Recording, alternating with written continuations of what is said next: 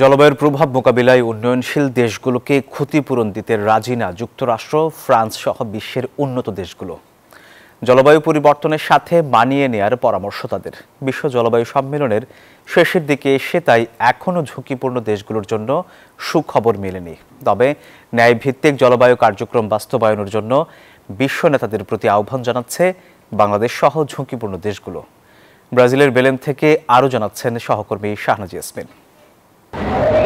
ব্রাজিলের বেলেমে অনুষ্ঠিত জলবায়ু সম্মেলনের COP30 এই অনুষ্ঠান ঠিক শেষের দিকে, আর মাত্র বাকি আছে দুদিন। তবে এখনো পর্যন্ত উন্নত দেশগুলোর সাথে বাংলাদেশ সহ অন্য ৭৪টি উন্নয়নশীল দেশ দর কষাকষি করে যাচ্ছেন তাদের পাওনা আদায়ে।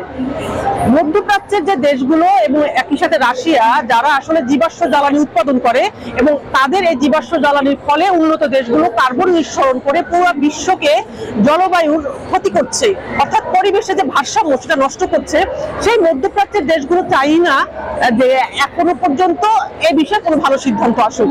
তাই বাংলাদেশ সহ যে ৭৪টি দেশ আছে যারা এই ঝুঁকির ভিতরে রয়েছে জলবায়ুর ফলে ক্ষতির ফলে প্রভাবের ফলে, তারা আসলে এই শেষ পর্যন্ত এসেও ঠিক চলে গেছে ৯ দিন এই জলবায়ু সম্মেলনে অর্থাৎ COP30 অনুষ্ঠানে। এখনো পর্যন্ত তারা তাদের আলোচনা চালিয়েই যাচ্ছেন। তারা সাইড ইভেন্ট করছেন বিভিন্ন দেশের সাথে, বিভিন্ন দেশের উচ্চ পর্যায়ের কর্মকর্তাদের সাথে ওয়ান টু ওয়ান বৈঠক করছেন। কিন্তু আমরা এবার জানি যে সবচেয়ে বেশি যে কার্বন নিঃসরণকারী দেশ যুক্তরাষ্ট্র এবার এই জলবায়ু সম্মেলন ৩০তম জলবায়ু সম্মেলনে তারা যোগ দেননি এবং এমনকি তাদের কোনো প্যাভিলিয়নও এই COP30 অনুষ্ঠানে রাখেননি।